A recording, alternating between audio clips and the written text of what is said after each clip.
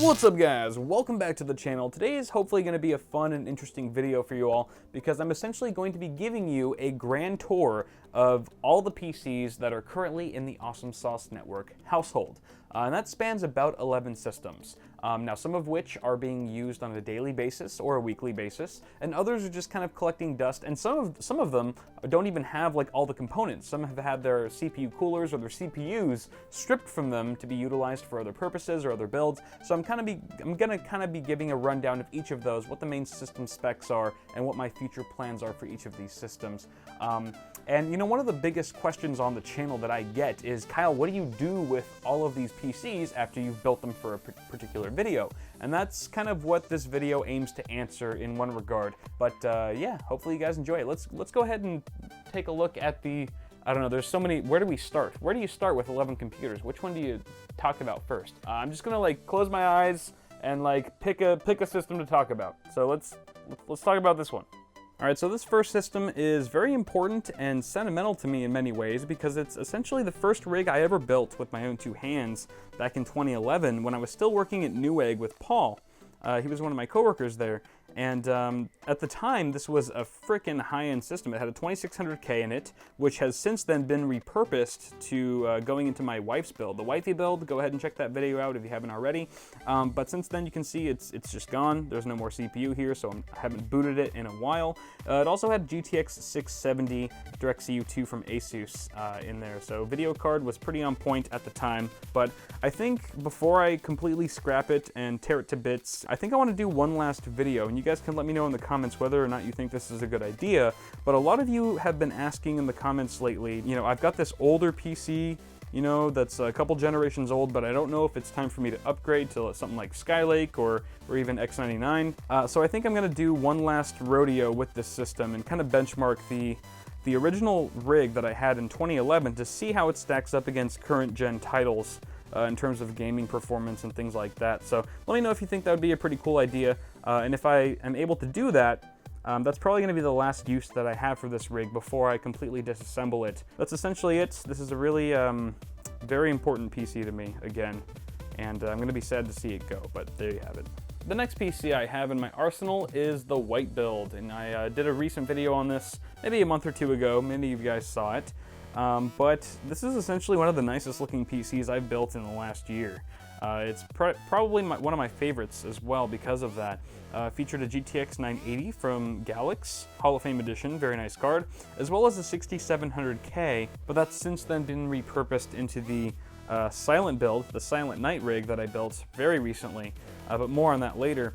What I really want to do is get that CPU back in here, reinstall the EnterMax CPU cooler, and find a place to just to put this, to have it on display, because it really is one of the nicest looking builds that I built in 2015, and I really don't want to scrap it. And the Enthoo Lux from Fantex is just an awesome case because if you guys remember that Wifey Build video, it does have case lighting on it that can change, I think, 7 to 9 different colors. I forget exactly how many, but I also got the Fantex LED strip that I placed right here on the side of the case.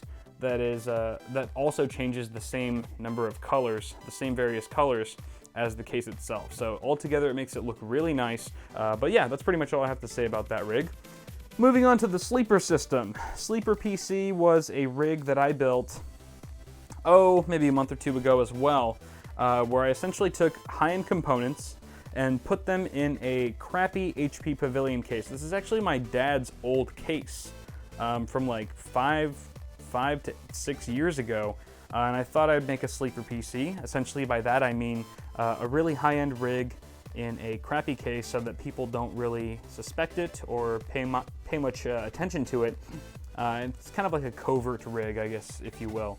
And it's got a 980 Ti as well as a GTX 980 Ti as well as a 6700K. So latest and greatest from the Intel Skylake platform. You know, when I brought this to CES this year, I thought I had high hopes for it, and while it was a really good editing machine for my editor, we were blue screening every time he tried to render out a video. So since then, I really haven't had time to troubleshoot it, but those are my plans for this rig, is to kind of do, maybe I'll do a video on it, I don't know, just to find out what's wrong. Instantly, I'm thinking it's got to be the memory. Usually memory is the culprit when you're blue screening that early on in a system build. So maybe do a RAM, a memo K test or something like that, just to find out exactly whether or not this thing should be scrapped, or if it could be kept around for future events and different on-site locations where I need to edit videos. So altogether, apart from that little quirk, I'm pretty happy with that system. Moving on to the silent build, which I think this is probably the most recent build that I did. Let me go ahead and adjust the lighting here for you. This is the most recent video I did, I'm pretty sure. This was for Christmas, that's why I called it Silent Night. But what this essentially was a really quiet and silent build designed primarily for acoustics. You can see I've got a CPU cooler here that's completely passive, or semi-passive I should say, because there's no direct fan attached. Also a silent power supply from Enermax, one of their digifanless units, which is excellent, I might add. It is pretty pricey, but it's completely silent. There's no fan, just relies on the heat sinks again, and it's got really nice sleeved cables as well, completely modular, fully modular. So this is a really nice rig. But yeah, I really have no plans for this either. I don't know if I should sell it or if I should just scrap it for parts and use those parts, you know, at later dates when I need them. Let me know what you guys think I should do with this system, because I'm really at a loss at this point. But moving on to the $400 budget rig that I made for Black Friday weekend back in November, this is actually a really nice system that I was very happy with, because I spent so little money on putting it together, and yet it was, I don't know, I qualified it as a certified console killer just because it outperformed what most consoles can do, or what current gen consoles can do in this day and age. Granted, it's only got an FX 4350 in there for the CPU, and a Radeon HD 7950, but still, I was getting, you know, well above 40 frames per second on average at high settings, playing at 1080 on AAA titles like GTA 5, Metro Last Light, and things like that. So I'm very happy with this rig. Again, it's in a Core 1000 case from Fractal Design, very nice budget case, and it only has a hard drive in it currently. There's no SSD, so my plan for this guy was essentially to do kind of like what to upgrade first for a budget PC builder.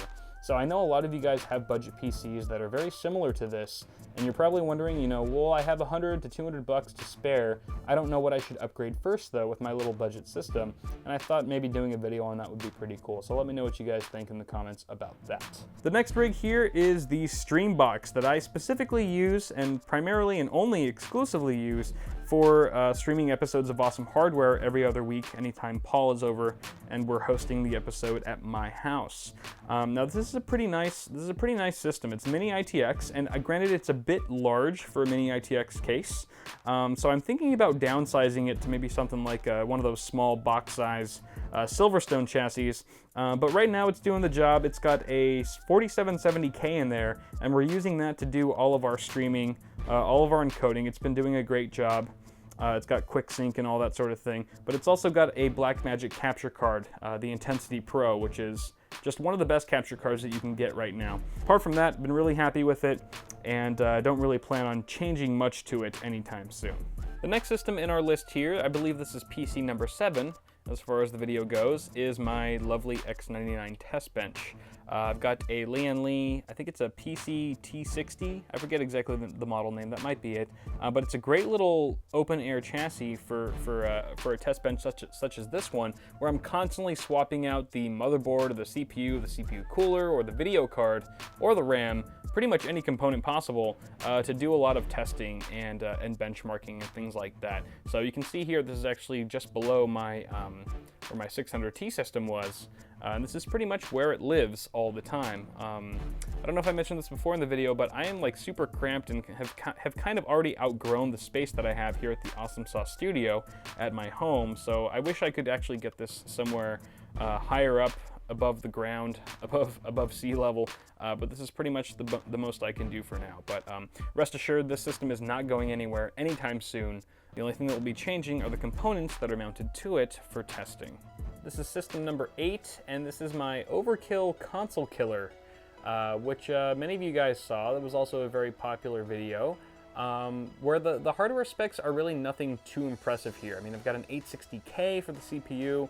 I've got an R9 380, I believe. It's a mid-range system for sure, but it's just in this beautiful Lian Li PCO, is it PCO8 chassis? No, PCO5 chassis, I believe.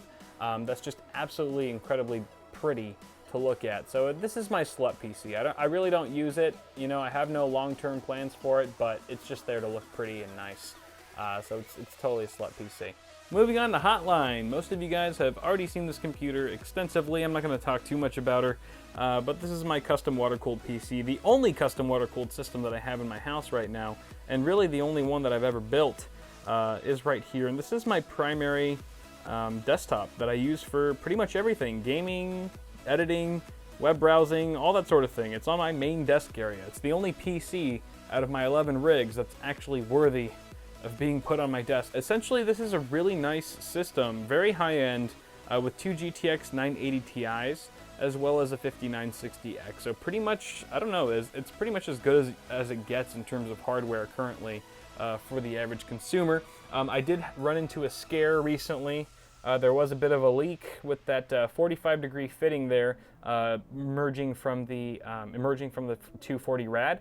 But I tightened the shit out of it, and I put a little hashtag PC diaper, as you guys were calling it, right on there with just a bit of paper towel and some tape, just to see if it was going to continue leaking after continued use. And so far, after 2-3 days later, it's been running 24/7, and I have not seen any kind of leaking issues. So really happy that I don't have to drain the whole system and you know, actually replace that fitting. So things are looking pretty good right now for Hotline. Also got the NZXT Hue Plus in there, which I recently added, just as a nice touch to give it some nice LED flare there. All right, so those were all the PCs that were living inside of my actual office, which is through that door right there. And now, as you can see, we're actually in the living room now that I share with my wife primarily, where, you know, there's like our couch and TV and the living room and stuff like that. And so we're going to be talking about the last two systems here, number 10 and 11. First of which is the Wifey Build, which I was alluding to earlier in the video, that has that 2600K. This is my wife's system. This is Heather's build that I built for her maybe about a month or two ago as well. And it's got a 2600K from my old original system back in 2011. That CPU is still going strong, guys, and it's still overclocked to 4400 megahertz, pretty damn good, staying really chilly with that H105 cooler. Excellent cooler that is kind of hard to find these days, but I kind of went with like a really nice white and blue color scheme for her system. I think it just worked out that way. I had some really nice Bitphoenix extensions there for the sleeving. Also the blue strip on the GTX 970 from EVGA. This is the For the Win edition, so you know my wife's not getting no, you know, cheap slouch of a PC. This is a very like powerful system that can still pretty much run any game on Ultra for the most part, and still maintain some pretty good frame rates to boot. So yeah, I'm pretty happy with the system. Obviously the Evolve ITX from Phantix is an amazing case for a small form factor build like this one. And I think it just looks absolutely fantastic. Another one of my really favorite looking systems that I've built in the last year or so. All right, guys, and this is my final PC of the hour. This is my HT-PC, which is connected to my TV right here in our living room, where Heather and I pretty much watch this every single day. Apart from Hotline, this system probably gets used the most out of my 11 PCs. We're pretty much on it every single night, watching Netflix, Amazon Prime stuff, or just browsing the internet in the living room. But I built this thing about 2 or 3 years ago, and the original CPU, which is a 3570K, is still in here going strong. I've also upgraded the initial GPU, which was a 650 Ti boost, that's now been replaced with this Black Edition Gigabyte card, which is a 750 Ti. So a slight increase there in performance. So we do some gaming on this as well. We've been playing a lot of Sonic All-Stars Racing, which I mentioned earlier, as well as a bit of Lovers in a Dangerous Space-Time. Awesome indie game with local co-op if you guys are interested, playing with another lover. But the cable management in a case like this is pretty limited just based on how small it is, but thankfully I've got a really nice fully modular SFX power supply, which is also, like the case, is also from Silverstone. This is one of their SFX series, pretty much the only form factor of power supply unit that this chassis supports, but it is 450 watt more than enough to drive the system, and it is 80 plus bronze as well, so very power efficient. The modular design makes all the cables a bit more tidy than they otherwise would be. You can kind of see here there is a bit of cable mesh down there. Let me go ahead and try to crank up the aperture here, give you a bit more light. You get a little bit of an inside look. You can kind of barely see it. There's a CPU cooler in there, a really nice one from Prolimatech. Excellent cooler. Could definitely put a moderate overclock on it. And there's also another 120 Gelid. I don't know if it's Gelid or Gelid, but there's a Gelid fan at the front there, as well as strapped to the cooler. Keeps things nice and cool. Despite the size of this rig, actually the components stay pretty chilly, so happy about that. This is also the SG05 from Silverstone, the chassis itself, which is the USB 3.0 model. There's another model that only has USB 2, but I really wanted that USB 3 support, just if we were trying to transfer some files, you know, and want that faster transfer speed that is available to us right at the front panel. There is no mechanical hard drive in here. There's just a 250 gig SSD, which is perfectly fine because we actually have all of our movies and stuff backed up to the NAS. So here's the NAS where we have all of our movies and TV series stored. That way we don't need too much mechanical storage in the HTPC itself. It's all just kind of dedicated there on the NAS, and it is a RAID setup, so it is redundant, which is really nice. But that's pretty much all I have to say about my 11 PCs, guys. I know this was kind of a lengthy video, but hopefully you enjoyed kind of getting a brief rundown of each one. If you have any more questions about each of these systems, go ahead and let me know in comments. I'll go ahead and answer them to the best of my ability. And also, if you have any suggestions on what I should do with some of the PCs that I really don't know what to do with. If you have any ideas for maybe potential videos or, I don't know, giveaways or something like that, which PC would you want me to give away, if any of them? Just give me any kind of ideas on maybe what you'd like to see me do with any of these PCs. Repurpose them, reutilize them in maybe ways that I haven't thought of yet. I think that'd be really cool. So anxious to hear your feedback, and thank you so much for watching this video, guys. Go ahead and toss me a like on it if you enjoyed it. Feel free to subscribe to the channel for more tech content coming really soon. And until next time, I'll see y'all in the next video.